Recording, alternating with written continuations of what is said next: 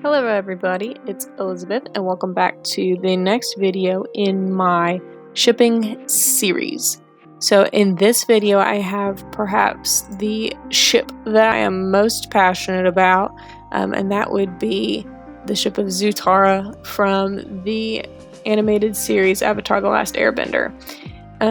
I would say that whether you are 7 or 77 or even 107, you should watch Avatar: The Last Airbender. It is exemplary. It is probably the greatest piece of children's television ever, and I would be inclined to say, as a fan of the show, that it is just one of the greatest pieces of television ever, not just children's television, just television in general.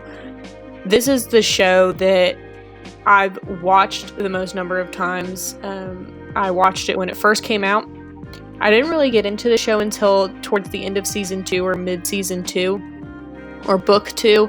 I assumed it was just like any other anime show in the first book, having never really watched it and not really having liked a lot of other anime.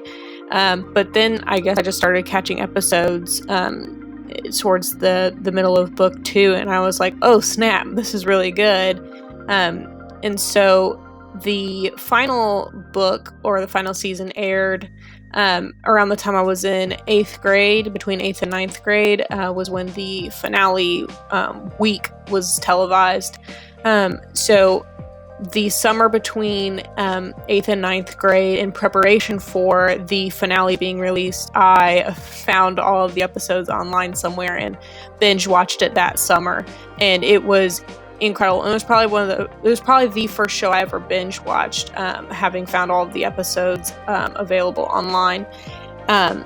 And when I was binge watching, I was like, oh my gosh, there's so much chemistry between Zuko and Katara. I couldn't believe it. And they looked so good together, you know, with his pale skin and dark hair and being so tall, and her with her darker complexion. And they just looked beautiful together. And then there was the whole, you know, fire and ice thing going on. It was just perfection to me, and I still kind of feel that way. I feel like we were robbed of what would have been like the greatest television couple ever, probably. But you know, spoiler alert, ZUTARA did not happen. We call it ZUTARA, Zuko and Katara. It didn't happen, and instead Katara ended up with Aang, which I coped with all right when I saw that as the finale. Everything else about the show is literal perfection, and I'm not gonna say that like it ending with Katara and Aang made the show any less good. But I coped with it okay, and they of course turned to fan fiction and stuff like that. When I say like this is the first ship that I had real passion for, I mean it. Like, if you look at my sketchbooks from when I was 13, like every page almost is full of sketches from Avatar: The Last Airbender, and almost all of those are Zuko and Katara. So I turned to fan fiction, and that helped satisfy that need. But then about 3 or 4 years later, the Legend of Korra television series came out, which was a spin-off of Avatar: The Last Airbender.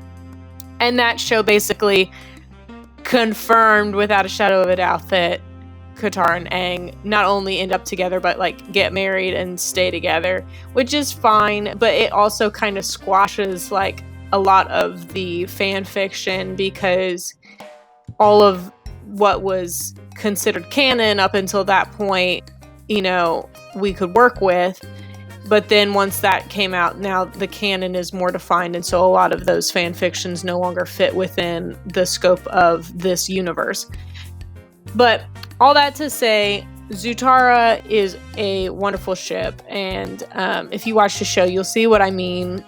No bitterness on my end, really, at the end of the show, but obviously it wasn't what I wanted as a 13-year-old watching it. And I still think that it could have been really great.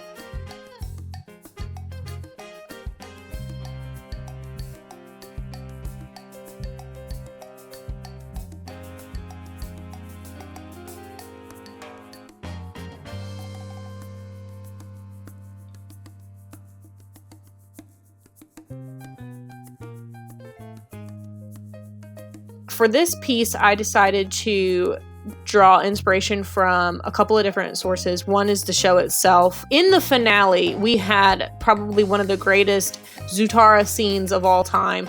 Zuko is fighting his sister Azula, and she decides to play dirty, and she's going to send a lightning bolt straight to Katara. And Katara's not involved in the fight yet. This is supposed to be a duel just between Zuko and Azula, so she's absolutely breaking the rules.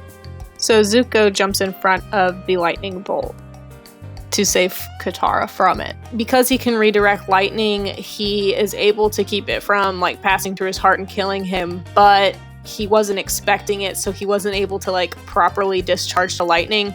So basically he gets fried, and Katara has to finish the battle herself, and then afterwards she goes and heals Zuko.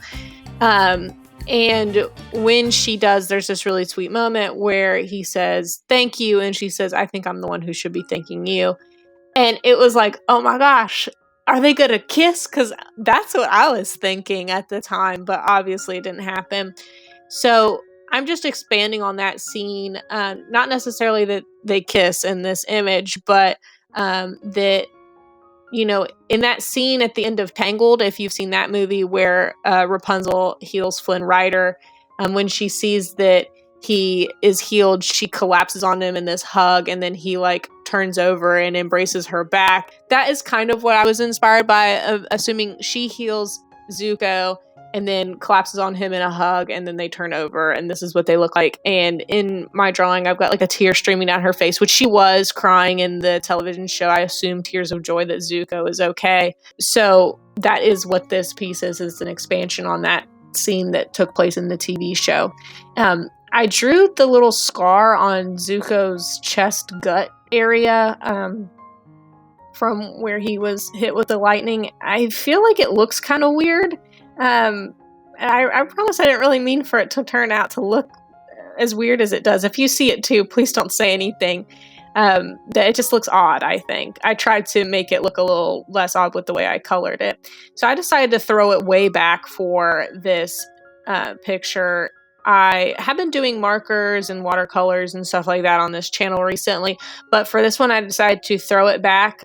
When I was sketching in my little sketchbook, I used the very same colored pencils you see me using here. These are the pencils I used to color in my old ZUTARA sketches. So I decided to just stick with colored pencils this time because that is what I used to do all of my fan art back in the day. So that is what I'm using here. I'll give you a little piece of advice, I guess, if you want to use colored pencils. Usually your inclination might be to build up from light to dark, but sometimes that doesn't work because the lighter colored pencils tend to be waxier.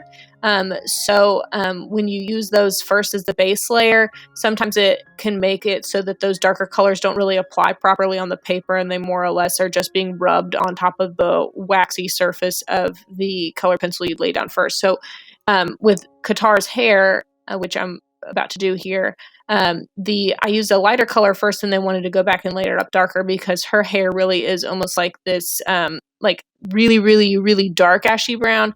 And I started off with this light medium brown, and then I went in later to add the dark umber over top of it, and it doesn't really adhere as much as I'd like it to. I still think it looks fairly accurate to the TV show, but I think her hair really is a little bit darker than that.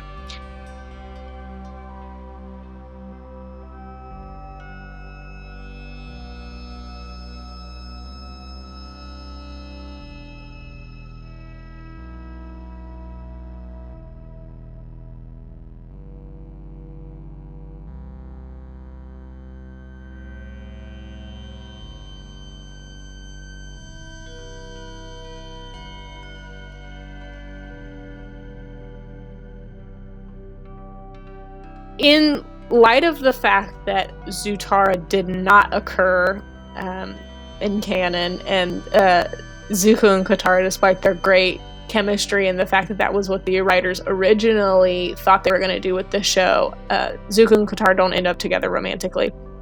So I guess it kind of makes me reflect about all of my could have beens, all of those relationships that didn't pan out. I feel like at the time in my life where I was watching Avatar: The Last Airbender, I was so used to not getting what I wanted in my real life relationships. I had this mega crush on this guy in middle school for like a year and a half, and he wound up asking me to be his girlfriend, and we were only boyfriend and girlfriend for like 15 hours before he broke up with me. So that was disappointing. In the end, it didn't. I wasn't that bothered, but at the time, like for those, an hour after it happened, I was like, oh my gosh, so heartbroken. And then right after that, I got another boyfriend, and we were boyfriend and girlfriend for a month, and then he broke up with me, and that was not mutual. I was not expecting it, and I was pretty upset about that as well. And so it's like both of those happened within like 2 months, if that, of the finale airing for Avatar: The Last Airbender. So it was like, just another disappointment. Like, relationships never go the way I want them to. And I don't know, sometimes I feel like I was slept on. Like, I was looking back at pictures of myself when I was a kid, like, 12, 13, 14, even 15. It's like, I always thought I was fat, but looking back on those pictures, I wasn't at all. And in fact, I was pretty shapely for, a middle teenaged girl. And, I had a lovely complexion, and it was like, why didn't anybody like me? Why did all the boys I like not like me back? And, I guess it was because I had an abhorrent personality and was just totally unlikable. But aside from that, I feel like I would have been a real catch. So I don't know. I just feel like, even though Avatar: The Last Airbender is one of my favorite shows and it brings me great joy to rewatch it, seeing ZUTARA not happen again and again every time I rewatch this show maybe does kind of cause me to relive some of the bitterness from that time period in my life. But I will say things do get better. I had a really nice boyfriend when I was in high school, and he helped me with my homework a lot, and I helped him, and that was really nice. And then in college, I went back to rejection mode for a while, but then, of course, I met my husband in my sophomore year, and obviously that worked out really well. So, I mean, things do get better, even if ZUTARA is forever caught in the friend zone, and that will never happen. Then at least your real life can get better. Let me know if you relate to that. Let me know if you kind of live vicariously through these TV shows and get disappointed when the ships don't work out. I try not to take it too personally, but sometimes I just can't help it.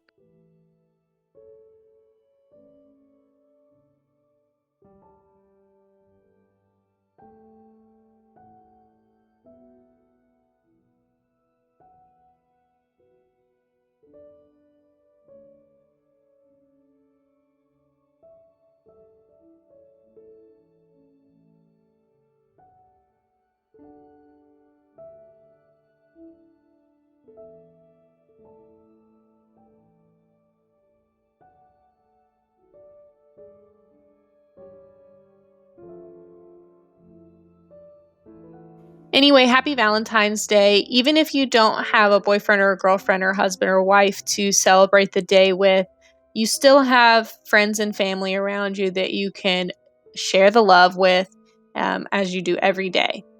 Bye-bye.